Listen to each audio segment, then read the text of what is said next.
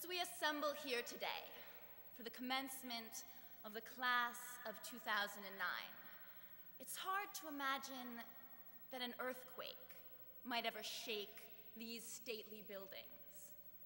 The ground of Harvard feels like steady ground. Freshman year, though, my friend from California used to walk past these columns and towers and worry about earthquakes. I remember him looking up at the old Cambridge Baptist Church. "That's crazy," he said, pointing. He had never seen a church steeple made of stone.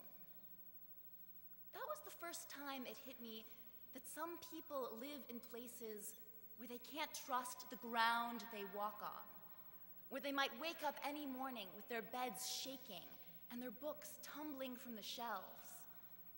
I wanted to tell my friend, "Dude, you're in New England. The ground, it's under control." I thought he should see these buildings as I saw them, the guardians of knowledge, historic and secure. Turns out, the science of seismology got its start right here, in 1755, when Professor John Winthrop was awakened one morning.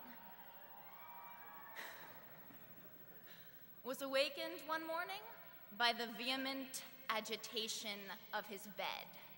An earthquake had toppled the chimneys of Boston and broken the weather vane off Faneuil Hall. All the church steeples tilted to the side. Winthrop, professor of natural philosophy, decided to measure where the bricks from his chimney had landed and calculate their velocity. The next week, he gave a lecture on the subject in the college chapel. "The causes of earthquakes are incessantly at work," he told his listeners. "It may seem rather a wonder that we have no more earthquakes, rather than that we have so many." New England, maybe not so safe. Today is a day of celebration, a day to rejoice in what we've accomplished. Mom, Dad, Grandma, Grandpa, we're graduating. It's important to mark this with pride and with gratitude for the hard work of the many people who brought us here, for sacrifice and serendipity. But today is also a day of uncertainty, not just for the graduating seniors, trying to find our new place in the world, but for everyone. Young or old, this year it has felt sometimes as if what we knew were falling down all around us. The class of 2009 is graduating amidst a global financial crisis that few people, even at Harvard, saw coming. We've watched the collapse of the financial system ripple outwards, hitting the most vulnerable, leaving no place untouched. There are more problems, less money to address them.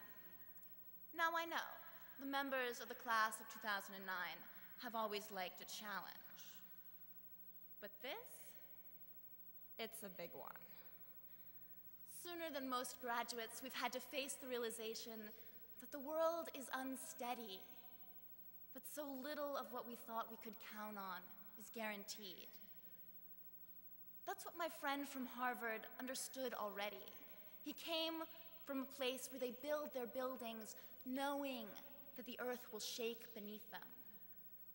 They plan for this in California. They think about what happens if you build a steeple of stones and they all come tumbling down.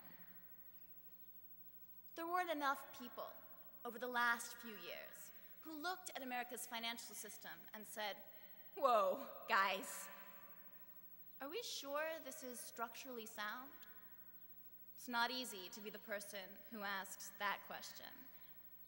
But if none of us ask, we see where we end up. We Harvard kids are good at working within systems of power. It may be this skill more than the others that has won us our Harvard degrees. Many of us graduating here today will continue to live as we've lived in college, overworked, underslept, running on caffeine and the buzz of accomplishment. As we race against our deadlines, piling up brick atop brick atop brick, we'll have few incentives to question what we're building. Speaking truth to power isn't easy, especially when power is giving you a paycheck.